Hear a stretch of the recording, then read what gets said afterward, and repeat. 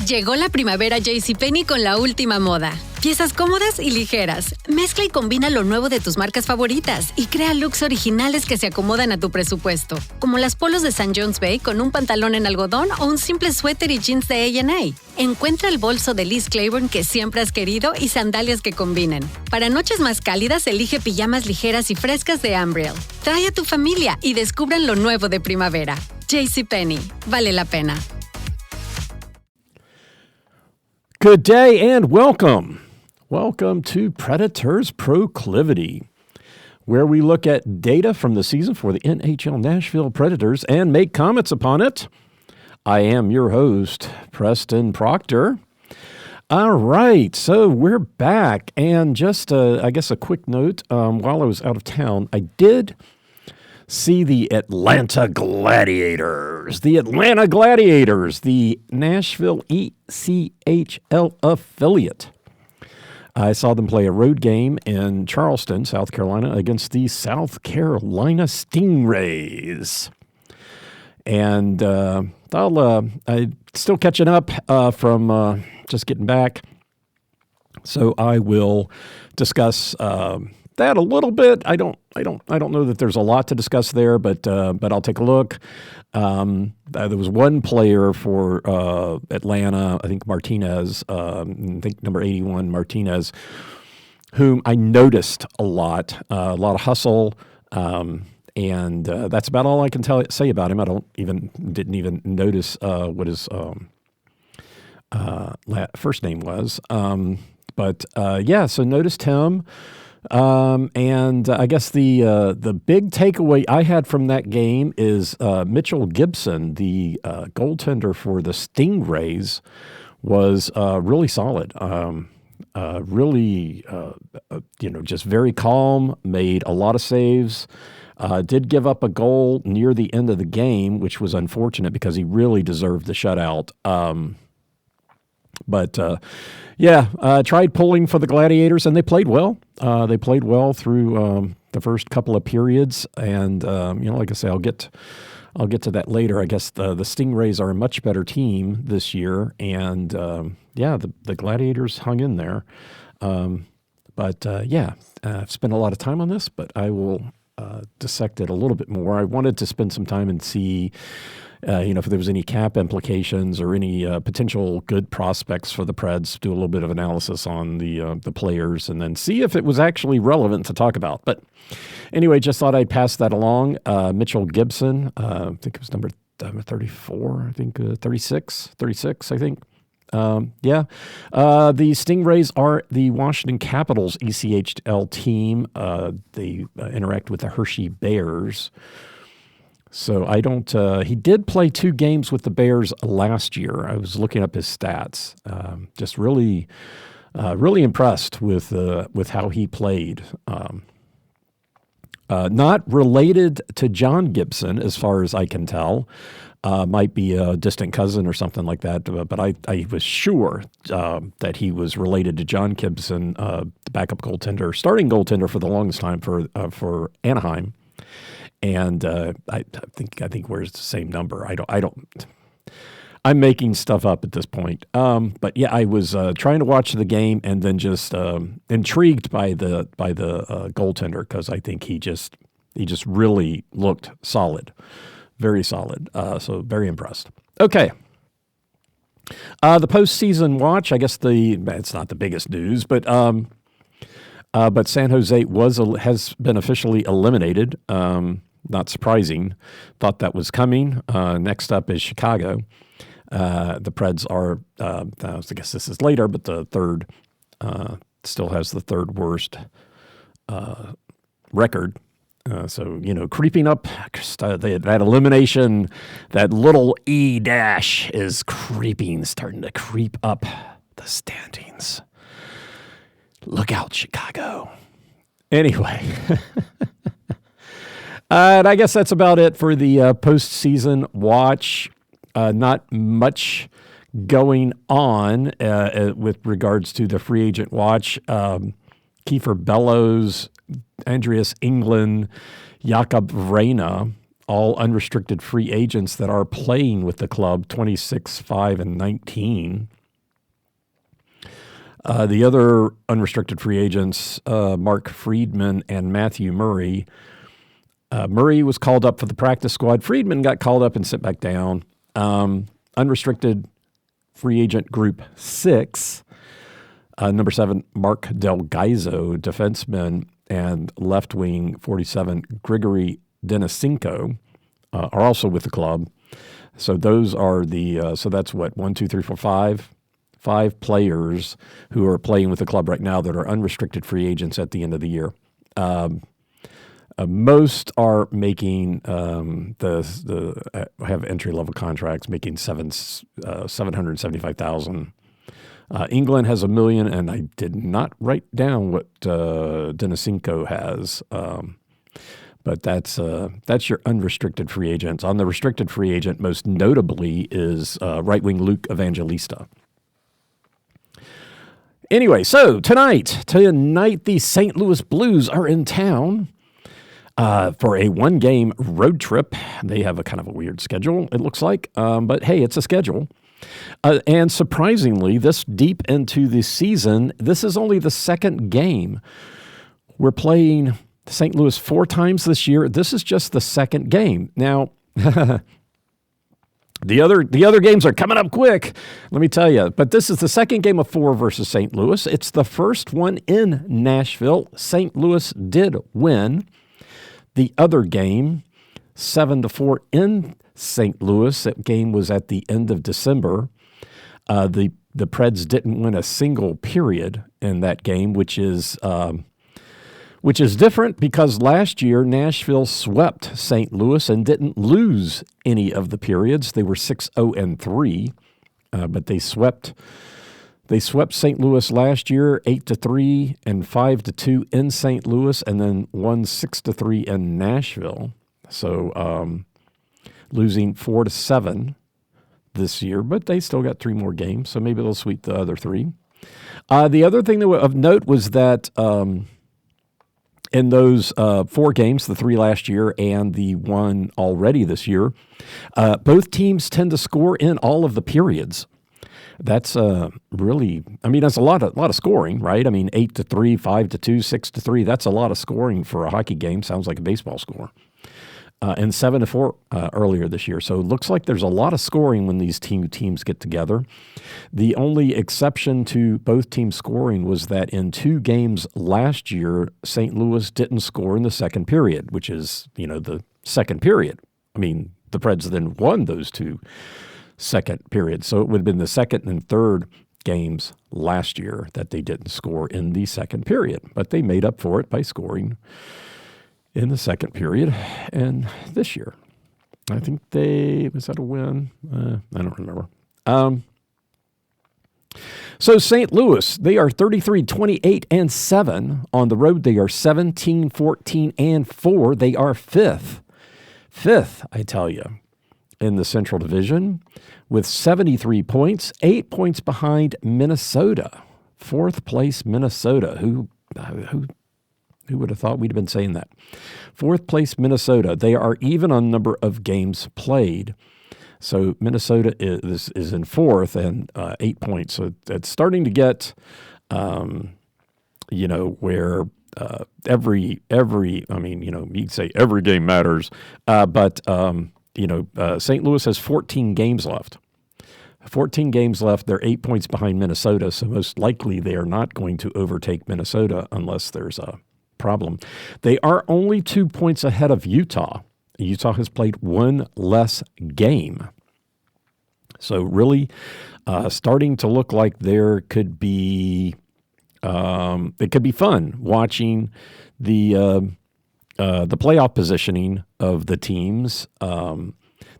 The Blues are currently out of a playoff spot. The second wild card spot is taken up by Vancouver, who is tied in points with St. Louis, but they have played 1 less game, so their percentage is better.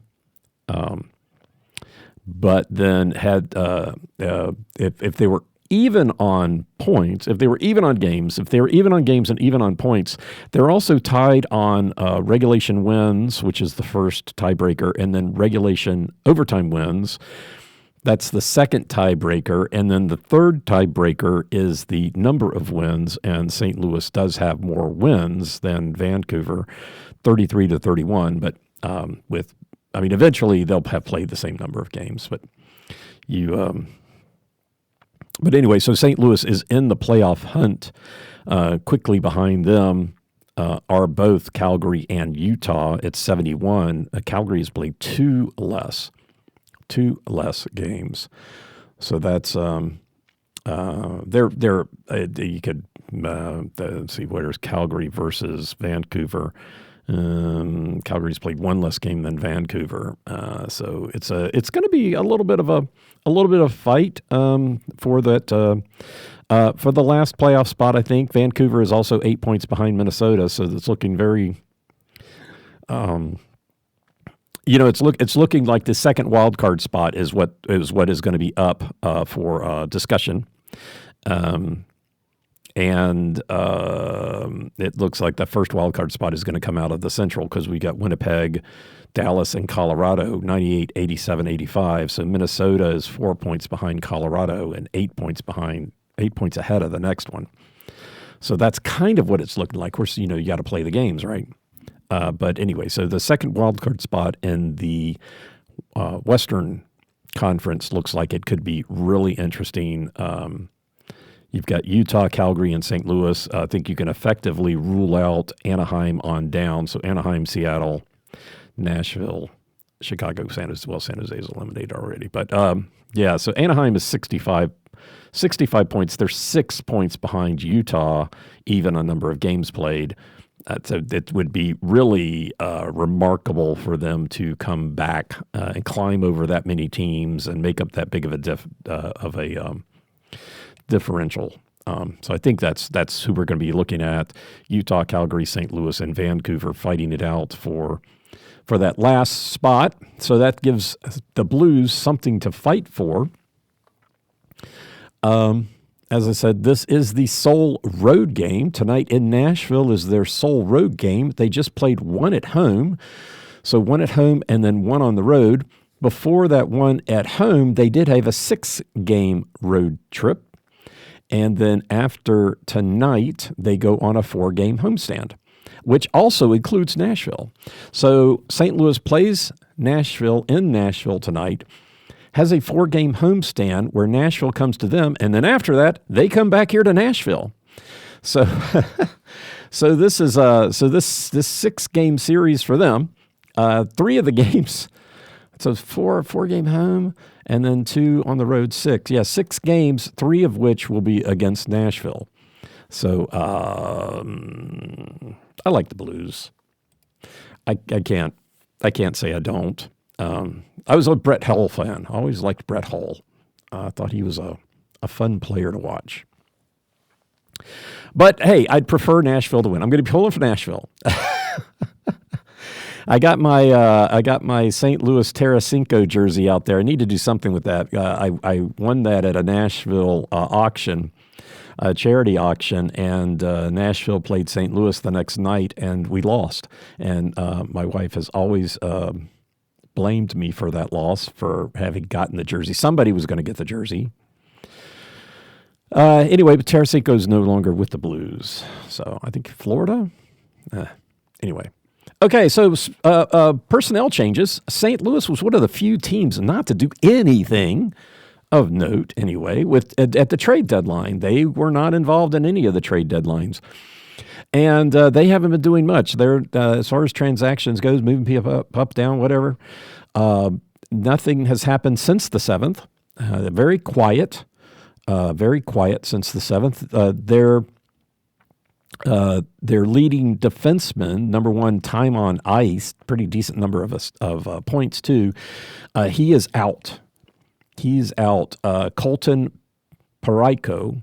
I guess I got that right. Number 55 defenseman Colton Parayko. He was out as of March 6th, not expected back to the middle of April, which the middle of April. So the middle of April, that's they're not expecting him back until the playoffs. And since the trade deadline was the 7th. I guess the game was after the trade deadline was technically over. I guess they're 3-2, 3-1-1. So since the trade deadline, they're still playing well. So good for them. But yeah, no real changes to their lineup, so they're solid. They should know what they're doing, right? I mean, they didn't make any trades. They didn't think they could make their team better. Believed in the chemistry that they've got, and there you go. So good for them. Dangerous team, I think. For your Nashville Predators, the Predators are 25-33-8. 17-12-3 at home. That is a winning record, people. The Preds are 7th in the Central Division with 58 points. They are 9 points ahead of Chicago, who has played one more even. They are 13 behind Utah. Woo, going down that freeway, like I was doing, at a 10-hour drive on Sunday to get home. I love that spot where there's nobody behind you and nobody in front of you. Drove through Atlanta. I think I'm going to stop doing that. Driving through it anyway. Oh my gosh, traffic was horrible on Sunday.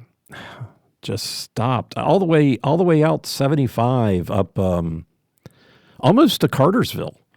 I used to live in North Georgia years and years and years ago. So one of the things I did was drop by my old house up in the mountains.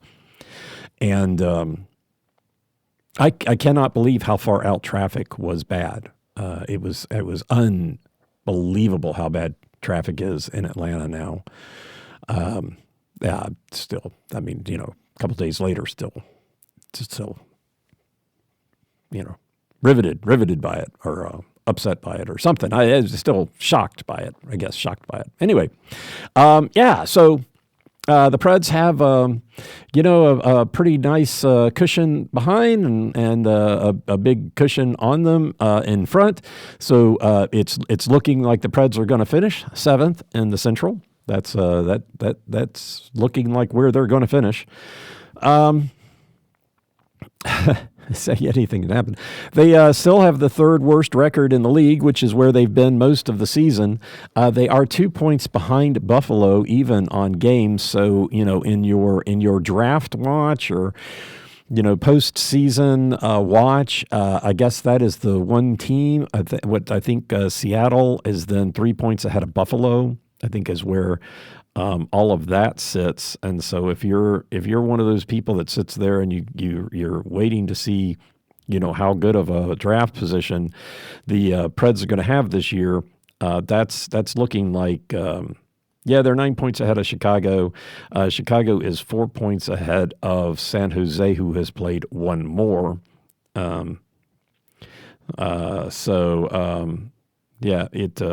Nashville will probably be somewhere in there. It kind of depends on what Buffalo does, what Nashville does, and then Seattle, Philadelphia. But I think I doubt they would overtake Seattle. Maybe they'll overtake Buffalo.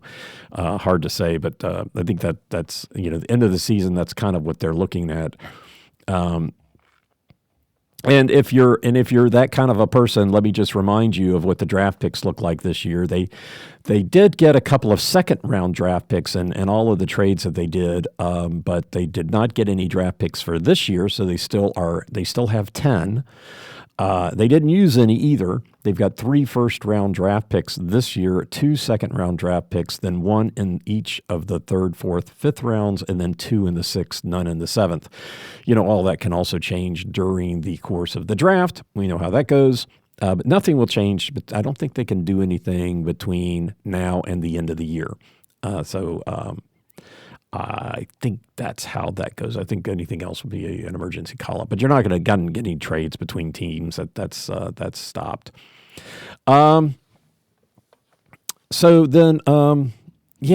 So we've got this game tonight. The Preds, this is the first game of a 3-game homestand. No back-to-backs until this weekend.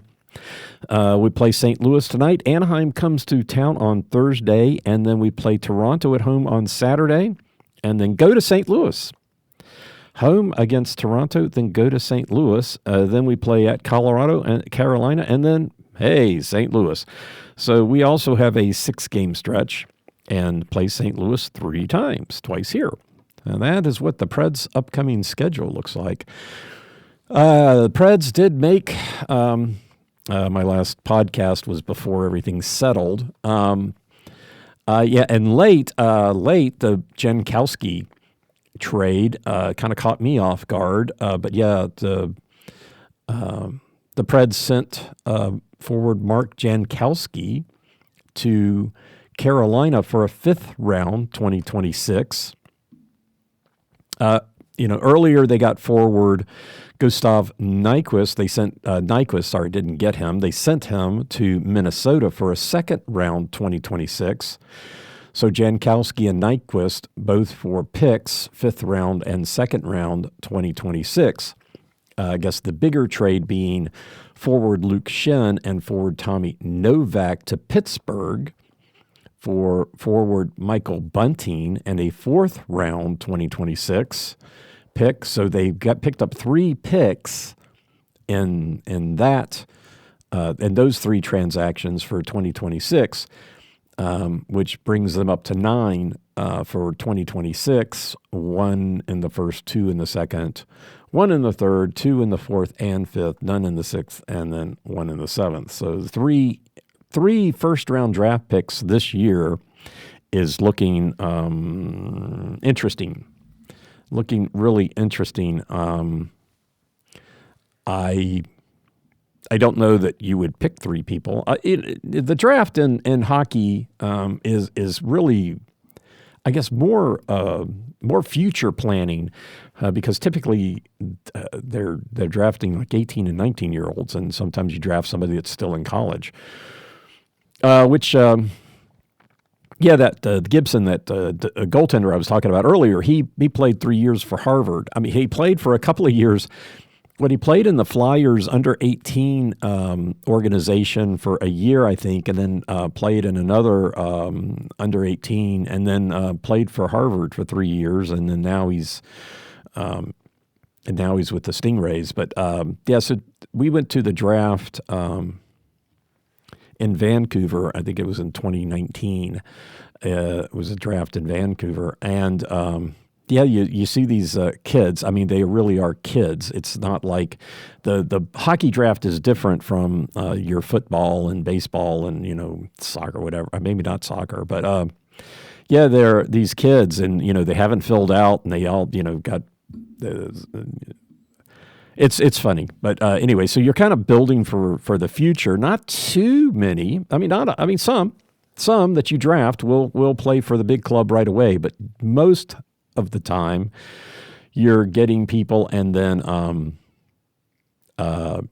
waiting for them to develop. I'd been tracking this Austin Roast. Number 93 right wing Austin Roast, who had been on injured reserve, non-roster all season. He was week to week, and it looked like he was going to start.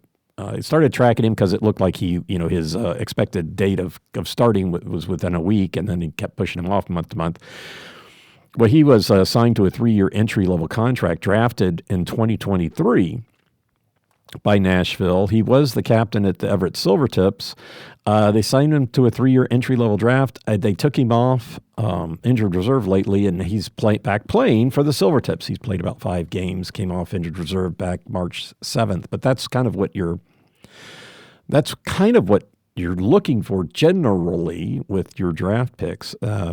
But every now and then, I guess a lot more kids are coming out of college, and so a little more mature, a little more filled out, older, wiser.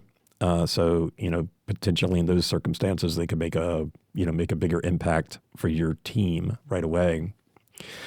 Interesting with so Michael Bunting, when When we picked him up, he was on injured reserve. Legitimately, it turns out, a lot of teams put people on injured reserve just to hold on to them in case they moved them. Well, they moved Bunting, and he stayed on injured reserve for a while. He did play over the weekend, so he is now off injured reserve.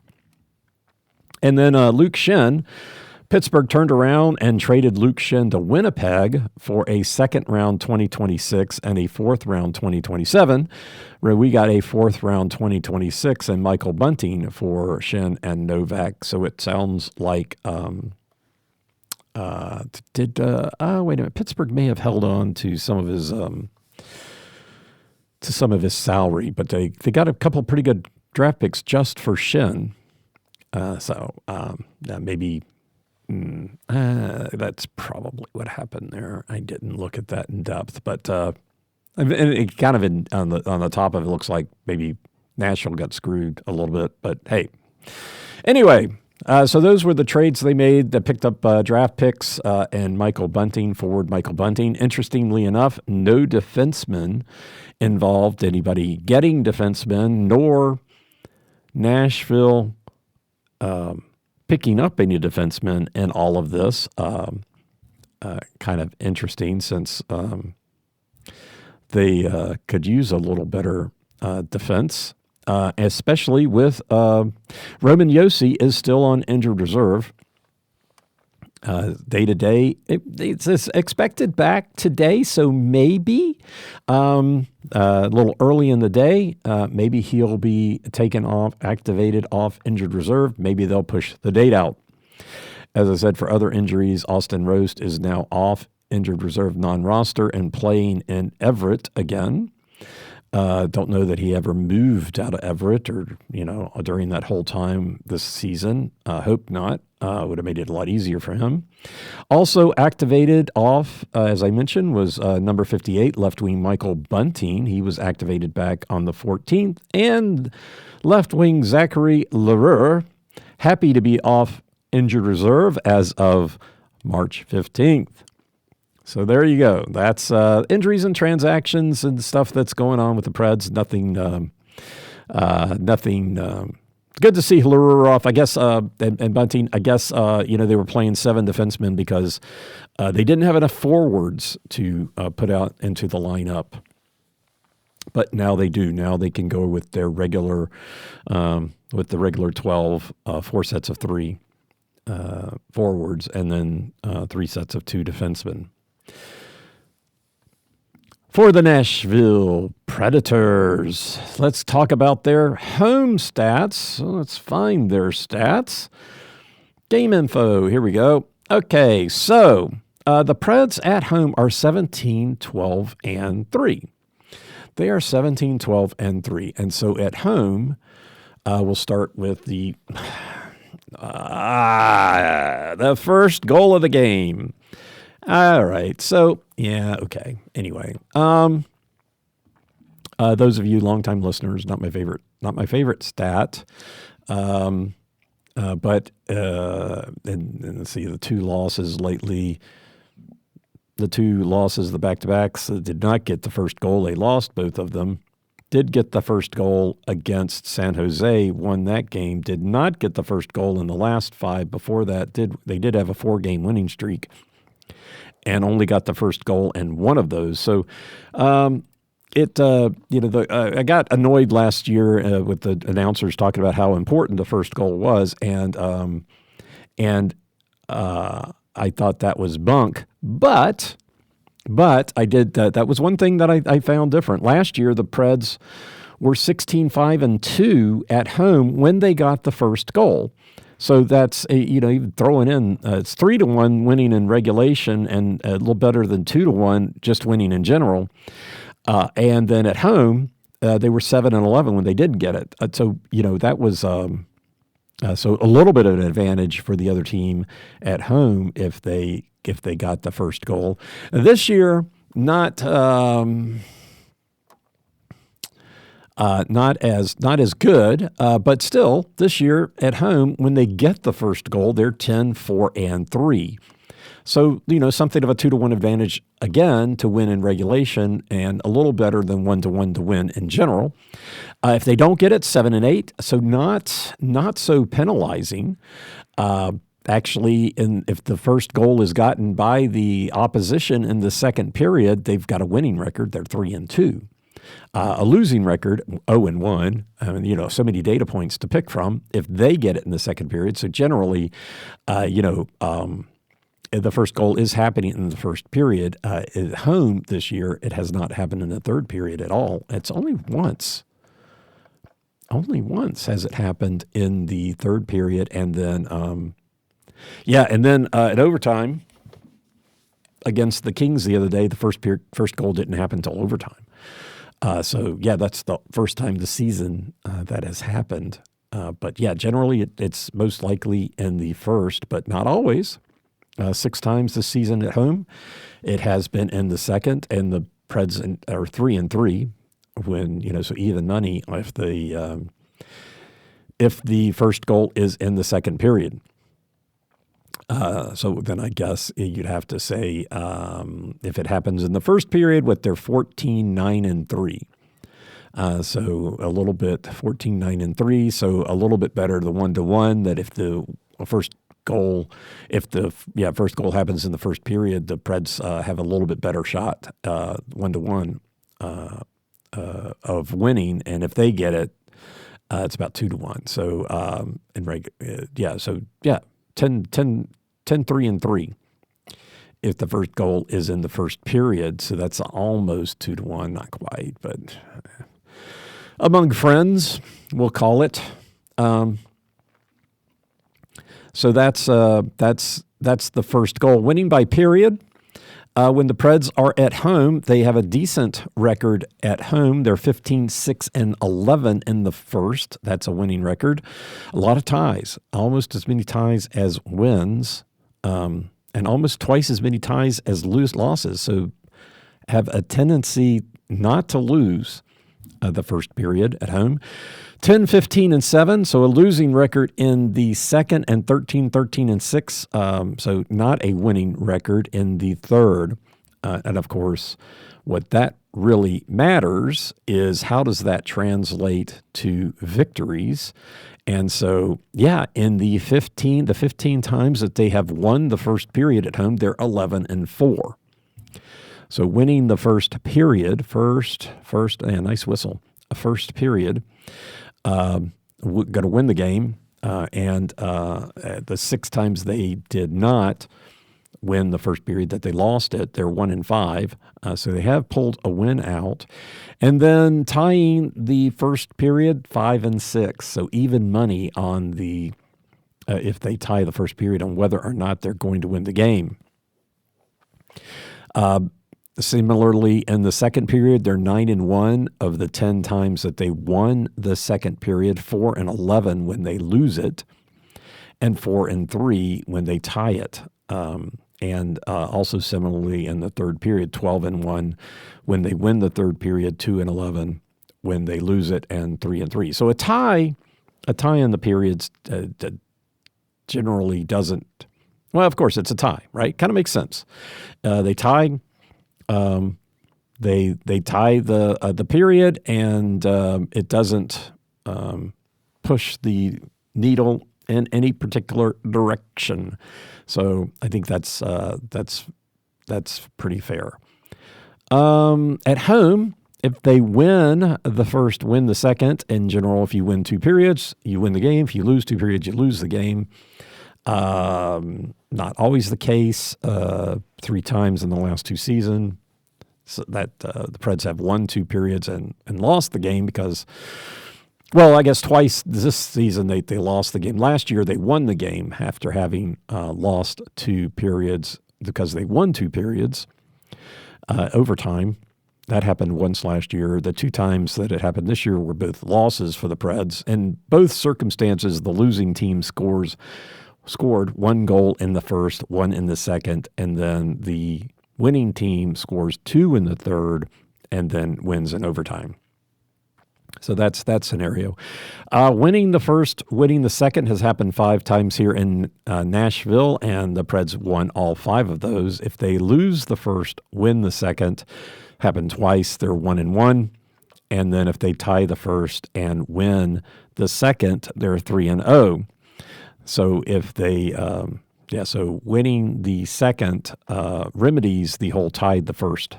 So that trumps that one, so to speak. Losing the second period, if they win the first, lose the second, they're 3-1-2. So 6 times that has happened. So that's win the first, lose the second. I guess the in that case, the first period win kind of pulls them through. Here in Nashville, not so much on the road, but here in Nashville, losing the second period if they've won the first, you could say is something of a good omen, 3-1-2. Losing the first and then losing the second, again, that's your 2 period losses, so they're 0-3 in those circumstances, and tying the first and losing the second, 6 times 1-5. So that's 6 times both for tying and winning the first and then losing the second. So, if losing the second period is going to all rely on whether or not they won the first. If they didn't win the first, pretty much they very little chance of winning was at 1 out of 9, 11%. So not great when they tie the second period. If they've won the first, they're 3-0-1. So, one went to overtime loss or extra time loss, but not a regulation, but a loss not in regulation. Losing the first, tying the second has only happened once, and 0-1, and then tying the first and tying the second 1-1 here in Nashville. So, I hate to say this, but kind of the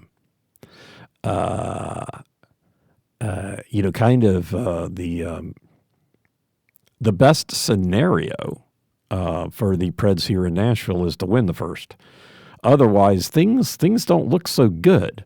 And that's kind of, I guess, not surprising because those of you that have listened for a long time know that primarily, one of the reasons why I started doing this data analysis, because I thought the Preds were terrible in the second period, and especially at home, and I was right. That one I was right about. So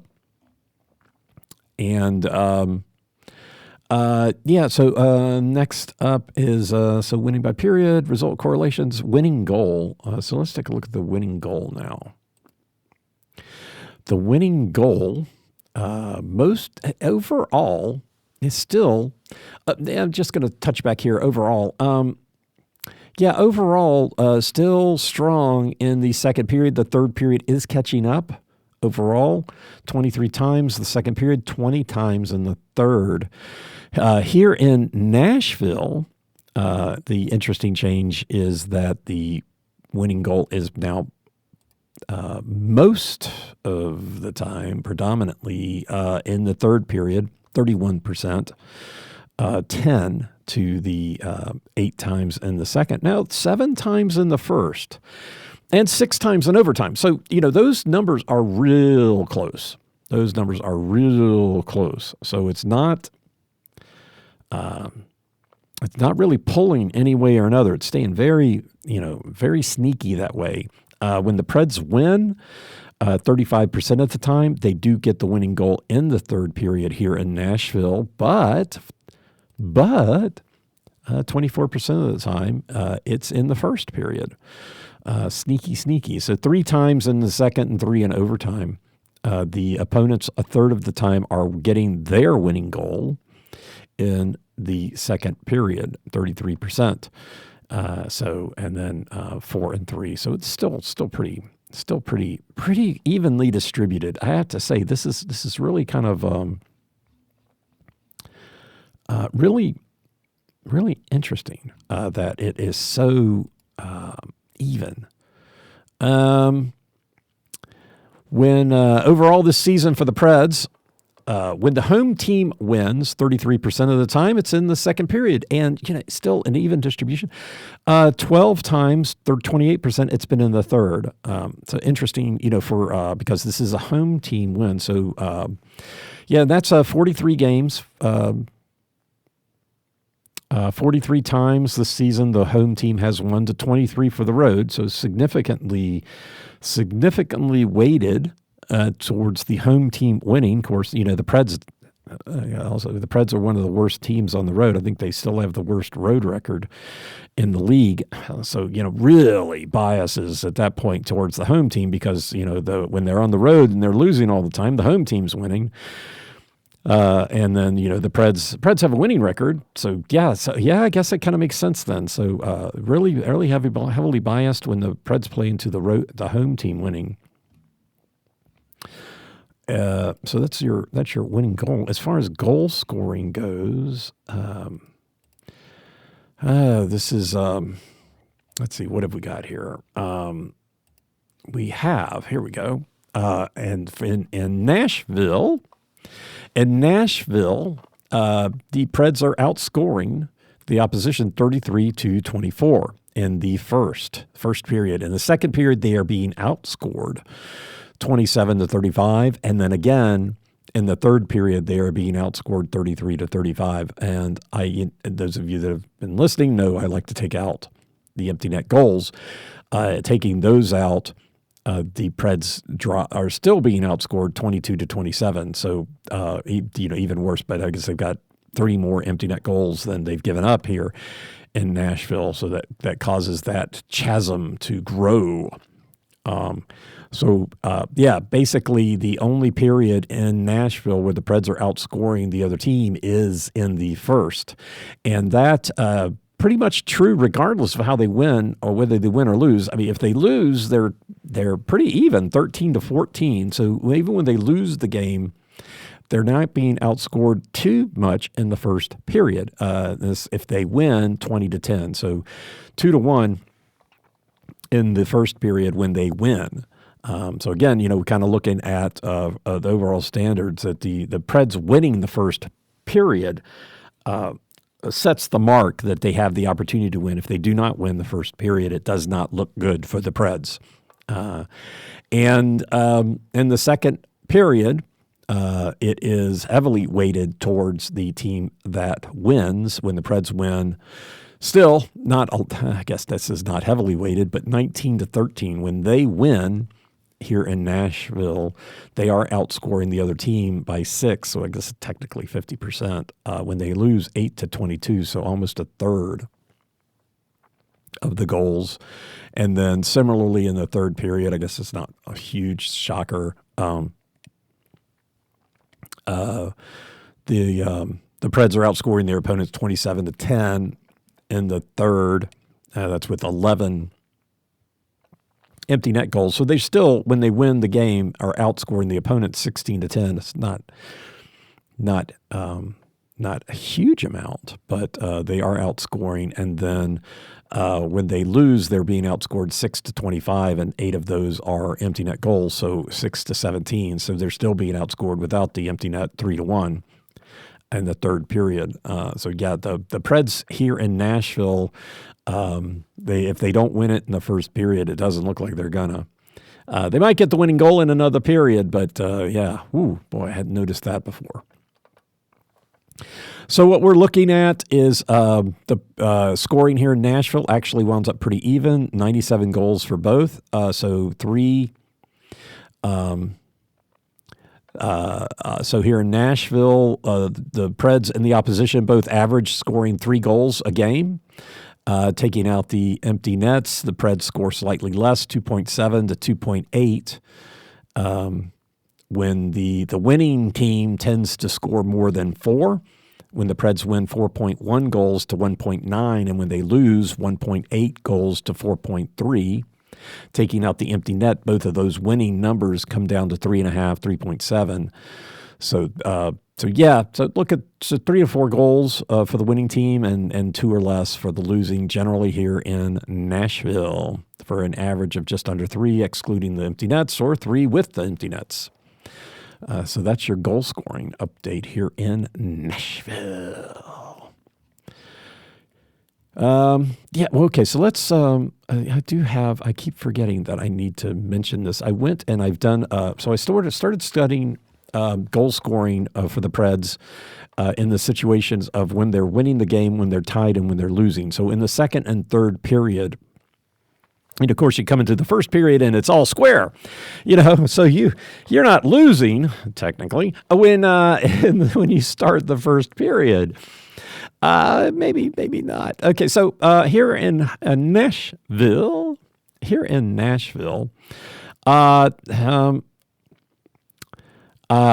the second period, in the second period, under no circumstances do the Preds ever outscore their opponents. If they're winning the game, they're outscored 11-14. If they won the first period, they're outscored 11-14. If they tied the first period, they're outscored 13-16. If they lost the first period, they're being outscored 3-5. And so in all of those circumstances, the Preds don't seem to be able to pull ahead. In all of those overall, of course, being outscored by 8 overall, but in all 3 of those circumstances, in the third period, the only time the Preds are outscoring the opponent is when they're winning 16-10, but 8 of those, remember, are empty net goals. So even in the third period, when they're winning the game, they're being outscored. Now, the other team pulls the goaltender, and Preds are winning, right? So they're winning those games, but they're still being outscored. So in all 3 of those circumstances, again, the Preds are being outscored. Now, so good point. When the Preds are losing coming into the third period, yeah, interesting. So when the Preds coming into the third period and they're being outscored 12-17, interestingly enough, the Preds losing, they have gotten an empty net goal. So they have turned the game around. So they have gotten 1 and the opposition has gotten 6.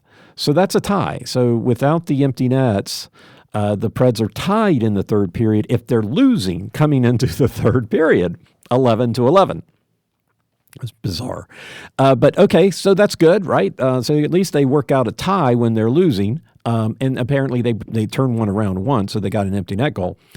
When they're tied coming into the period, they're being outscored 5-8. So obviously that hasn't happened that many times, but the opposition has gotten 2 empty net goals and the Preds have gotten 1. So so that becomes 4 and 6. So they're being outscored there. So I guess you'd have to say taking the empty net ties when they're losing coming in to the third period is at least they get a tie out of that. But that's interesting how all that weighs out. So the Preds have gotten 10 empty net goals here in Nashville, 8 in the if they were winning the second, winning coming into the third, tied 1 and losing 1. So yeah, interesting how the Preds don't really seem to be able to pull. This is new for this season. I didn't do that last year, and I guess I could go back and retrofit my information and pull this up. But this is the advantage of continuing to do this. I need to clean up my spreadsheets and make these a little bit better. But that's my problem. So anyway, that's the goal scoring. The Preds in the second and third period don't seem to be able to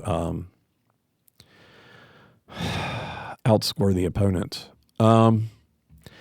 Right. So special teams. Let's take a look at this. For the longest time this season, the Preds didn't give up a power play goal at all in the first period. Since I started mentioning that, they have now, both on the road and at home, but only one. So let's see, here in Nashville, they are 4%. The opponents are only only scoring a power play goal 4% of the time. So that's 1 on 24. They've had 24. The opposition has 24 opportunities in the first period. They only have one goal scored.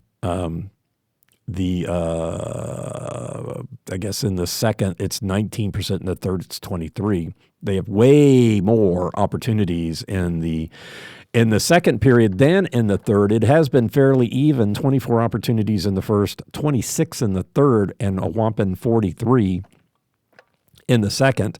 But they gave up more goals relatively percentage-wise in the third. What is that, 23%? So 6 goals on 26 in the third, 8 on 43, which I guess you'd have to say is remarkable from that standpoint. As far as the Preds scoring power play goals, they're fairly even, 8, 7, and 6 in 1, 2, and 3, first, second, and third periods. And their opportunities have been way less in the third. They've only had 22, the opposition 26. So 22 opportunities in the third versus 38 in the second and 30 in the first. So it looks like the Preds here at home wind up getting, that's 6. So that's 25% more opportunities in the first period than the opponents. And they're making hay out of that. They're scoring 27%. 27% of the times they score on power plays here in the first period. Also in the third, 27% in the third. So 6 out of 22 in the third, 8 out of 30 in the first. A respectable 18% in the second, 7 out of 38. You'd like that to be better. But the Preds overall, what is it? The Preds overall, what is their percentage? I don't have their percentage. Oh, no, I do have their percentage. So overall, the Preds on the power play are 20%, 20.5%, and you can see that is pulled down in the second period. Once again, the Preds play in the second period really, really needs to improve. I can't emphasize that enough. And here's yet another stat that shows 27% in the first and third. If they were 27%, I believe, if they were able to well, that's at home. Yeah, but they're 23. Overall, they're 23%. On the road, I guess this is where it does change. On the road, they are scoring 28% of their power plays in the second, 11 out of 39. On the road, it kind of inverses, right? So on the road, they are not so good in the first and third and better in the second. And at home, they are better in the first and third and not so much in the second. Way, way better. The Preds are way better at home on the power play than they are on the road. Is that right? I hadn't noticed that before. I don't have my overall percentages, but so 21 goals on 90 opportunities, 17 on 96. Okay. I can buy that. All right. I'm just sitting here in awe of my numbers. Anyway, right. So the Preds power play, they have been one of the best. The penalty kill, they have been one of the best in the leagues, and in the first period, just outstanding. So got to give them kudos there. So they have given up only 2 power play goals in the first period, and they overall have gotten 10. So that is, they got to give them props there. 28% on the road in the second period. Wow. What is that? That is 11 on 39. So they had about the same number of opportunities on the road as at home. 38 opportunities at home, 39 on the road, to 7 goals at home and 11 on the road. Every goal matters.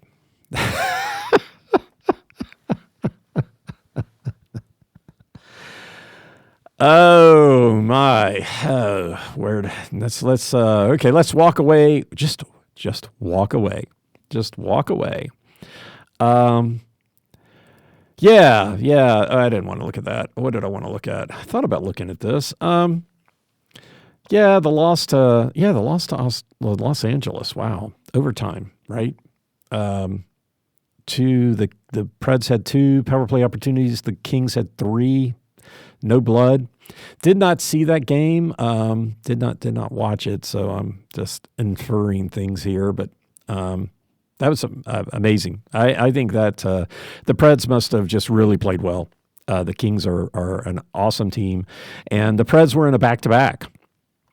Right, so and Noonan was in goal, and the Preds probably deserved to walk out of L.A. with the win, and didn't. But all right. Anyway, matchups.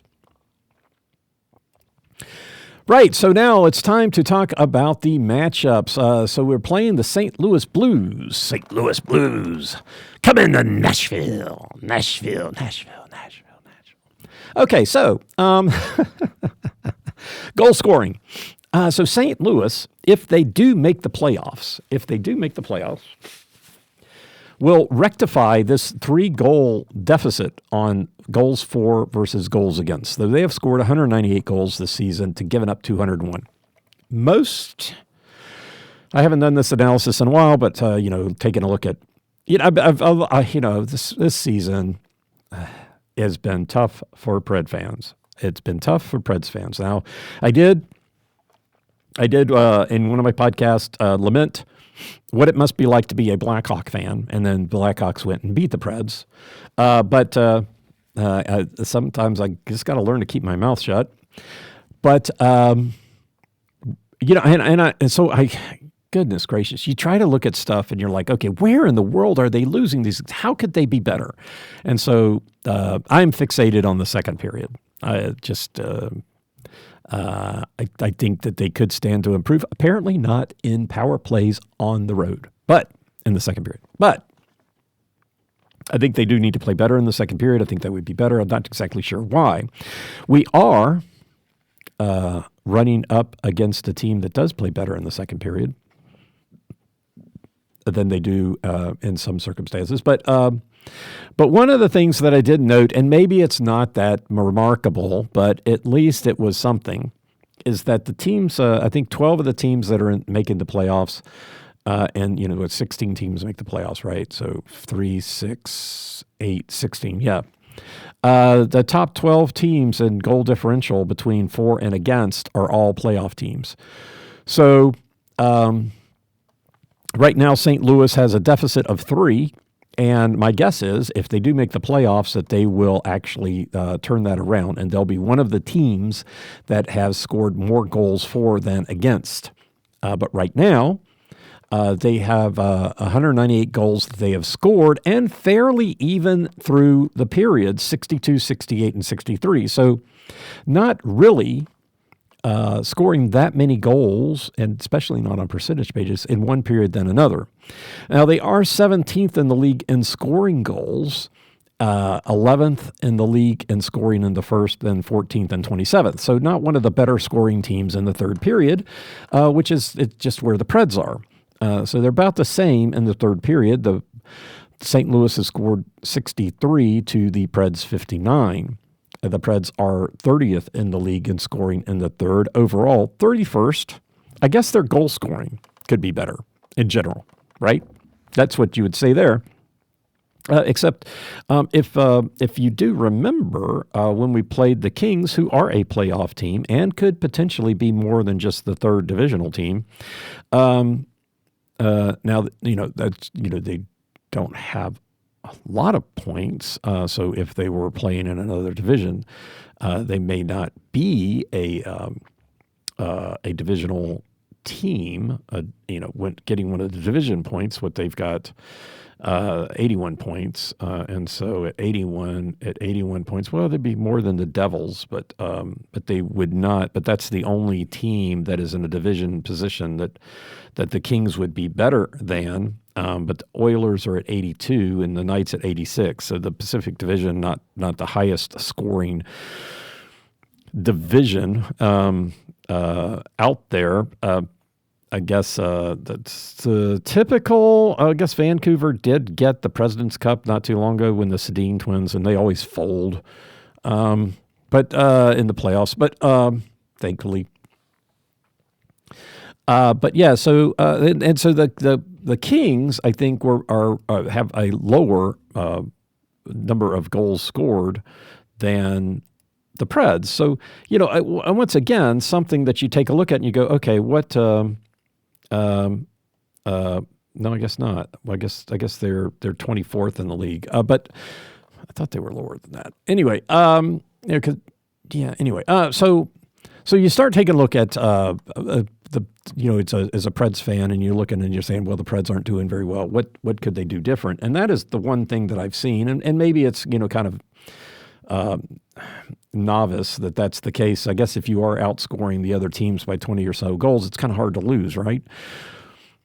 There you go. But anyway, so the Preds are the 31st team in the league in scoring goals, and so the St. Louis is kind of right there with the Preds in the third period. Now, goals against, as I mentioned, St. Louis is scoring 201. Has 201 goals scored against them. The Preds 214.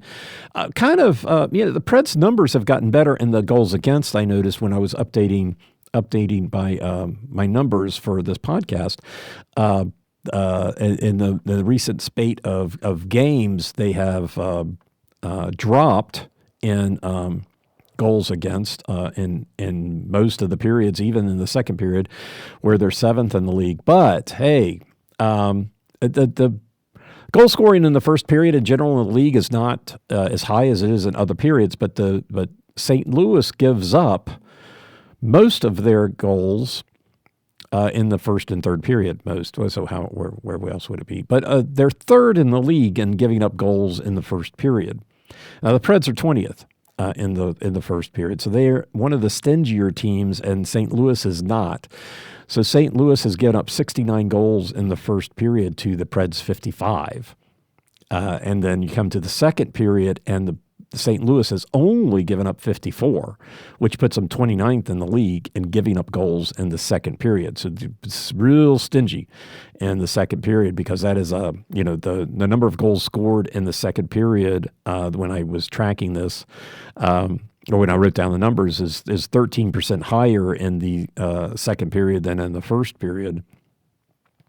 So that's good. So they go from 69 goals being scored against them in the first to 54 in the second. And then they open up the floodgates, and they've given up 72 goals in the third. The Preds have given up 74. So that puts them solidly 14th and 17th in the league. So that's, about mid-range, which I guess is actually not that bad. The Preds give up 77 goals in the second, which is 7th in the league. It's kind of interesting how that works, but yeah. So the Preds have give up more goals in the second, and St. Louis does not, and so they give up about the same number in the third, and so St. Louis makes up for it by giving up more goals in the first. So, yeah. So generally, what do I say? You'll see the Preds score in the first. Hey, that plays in their favor. If the Preds can score against St. Louis in the first, get a win in the first period, then they've got a pretty good chance to win a game. And so they can give up goals in the second. I don't really like that scenario. Anyway, so that's the goal scoring for these two teams. Penalty situations. So penalty kill, the Blues are not that good as far as league-wide goes. They're 29th in the league, giving with a 72.1%, giving up 45 goals on 161 opportunities. Now, the Preds are 8th in the league. They have gotten back up to 8th. For most of the season, they were one of the top teams. I guess 8th is still a top, but 81.7, their average has come up over the last few games. They're 81.7%. 36 goals against and 197 opportunities. So they've given up 36 and the Blues have given up 45, but the Blues have had 36 less opportunities. That 161 opportunities on the penalty kill is the 5th fewest in the NHL. Nashville has the 10th most. So definitely on opposite parts of the spectrum, on the number of times they're on the penalty kill, the Preds a lot more, but the Preds better, significantly better there. When it comes to the power play, they're roughly about the same, 18th and 21st. St. Louis 18th. St. Louis has 33 goals on 154 opportunities, which is the lowest in the NHL. 154 is the lowest. The Preds 38 on 185, so 5 more goals on 31 more opportunities. Nashville is 20th in the league on the power play. St. Louis is 21.4% and Nashville 20.5%. So both numbers not generally that bad, but as far as the NHL goes, kind of mid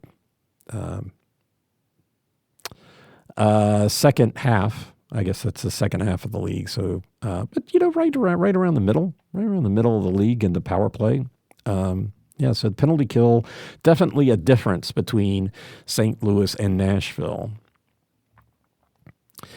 All right, so back to the matchups, back to the goaltenders. St. Louis, Jordan Benningham, 21, and 4. Benningham gets about 2 starts to each one of Joel Hofer, who's 12, 7, and 3. In the other matchup against St. Louis this year, Nashville-St. Louis, Hofer won in St. Louis, 7-4. Last year, Hofer also was in goal for the first game of the year. Nashville swept. Boy, I got that wrong. Ugh, that's funny. I got my stats on Saros under St. Louis and Benningen under Nashville. I got to pay more attention. But, so last year, Hofer, they the same 2 goaltenders last year. Hofer played in the first game last year. Nashville swept St. Louis last year, so Hofer lost that game 3-8 in St. Louis. And then Benningham was in goal for the other 2, and so he lost those 2, 2-5 in St. Louis, and then 3-6 in Nashville. In the last 5 games, St. Louis has had 2 back-to-backs, and so in the last 5 games, actually in the last 4 games, Hofer, I'm probably saying that wrong, and maybe it's right, I don't know, but so he's played 2 games of the last 4, so I don't think there's any question that Benningham is going to be in goal tonight. For Nashville, UC Saros, 16, 26, and 6, is playing 2 or 3 for each one of Justice Eninen, who is 8, 5, and 1. Saros was in goal earlier this year in that 4-7 loss in St. Louis.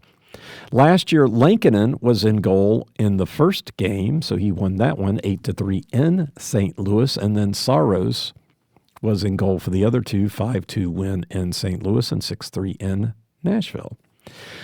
For Colorado last year, Annunen did play against St. Louis in St. Louis and won that game. So he was 1-0 against Colorado for Colorado against St. Louis last year. Colorado was 3-1 overall.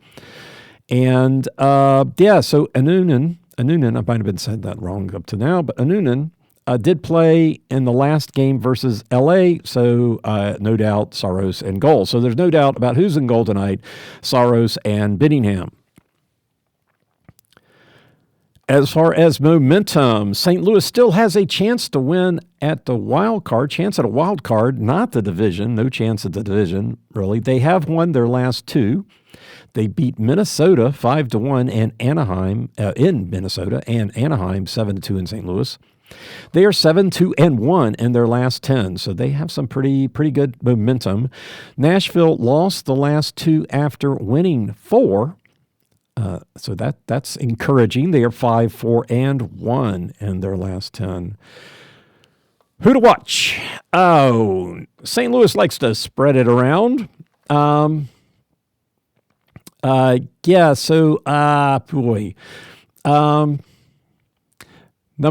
This is the one's not like the others. Number 25 center Jordan Kyrou. He's the goal scoring lead. He's also first in plus and minus. He's first in points, and he's first in shots. So number 25. The rest of these teams have an 8 in their number. Guys have 8 in their number. Number 81 left wing Dylan Holloway. So Kyrou would be first, and number 18 center Robert Thomas would be second. He's first in assists, second in points. This is a guy who's only second, the left wing. So we'll skip him. But number 81 left wing Dylan Holloway, second in goals and second in shots. So I think 25 and 18, 81. I mean, since they're back, inverted numbers, that'd be easier to keep up with. So 25, 18, 81, those would be the numbers to watch. Now, their number one defenseman, Pariaco, is out. So that's why I'm not mentioning anybody with a significant time on ice, because their primary defenseman is out. And then I think the forward who's on the ice the most, or did I note it that, is somebody else. No, that was Thomas. Oh, that is Thomas. Oh, I should have noted that. Okay. So Robert Thomas, number 18, is also the center who's on, he's the center, who has the most time on ice, so he's most likely to be out there. 1956, so he plays about a third of the game. So there you go, 25, 81, and 18. For the Nashville Predators, let's see. So I guess if you're Preds fans, you kind of know all this. But if you're not, Philip Forsberg, number 9, he's first in everything. He's first in goals. He's first in assists. He's first in points. He's first in shots. Philip Forsberg, number 9, left wing. Steven Stamkos, number 91, pulling himself up into second place on the goal scoring, I noted. Stamkos, number 91, second. Of course, he's fifth in assists, and so third in points. He's got the second worst plus minus at minus 21. Our plus minus worst leader is Yossi, our defenseman, who's out. So you won't be seeing him on the ice. He might be back today, but he's minus 26. First in time on ice, 25.08. And Stamkos fourth in shots. We don't really have anybody with significant shooting percentage on either of these teams, so that wasn't worth noting. But yeah, number 91. Basically, if the player and for the Preds has a 9 on it, you should be paying attention. Number 90 center Ryan O'Reilly. Number 15. Well, Yossi may or may not be in, may be out. And then divisible by 9, easy for you to say, is number 81. Right wing Jonathan Marchessault, third in goals, second in assists, so he's second in points, third worst plus minus at minus 20. And all this negative plus minus is why I call out number 37 defenseman Nick Blankenberg. He leads the team at 9 in plus minus. There are only 4 players listed in the stats for the Preds that are over 0. Wilsby is out for the season. Gravel is playing in the AHL. They did call up Weisblatt. He's at 2. Nobody, not that many players that are above 0 in plus minus. Just taking a quick look here, St. Louis has a number of people, including that Jordan Kyrou. Number 25.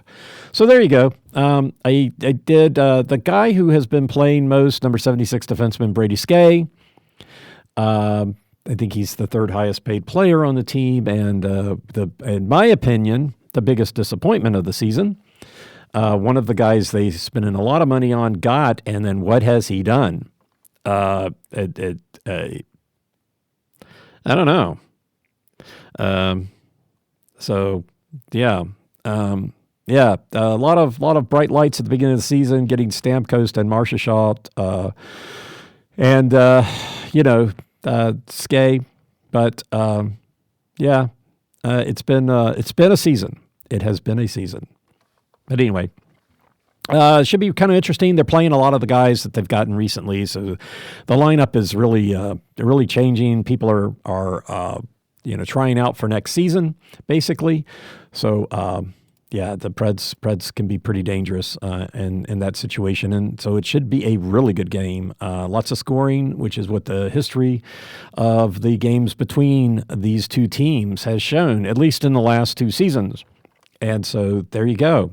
The St. Louis Blues are coming to Nashville. There's going to be scoring. There will be a win for somebody. Thanks for listening. I am Preston Proctor, and you've been listening to Predators Proclivity.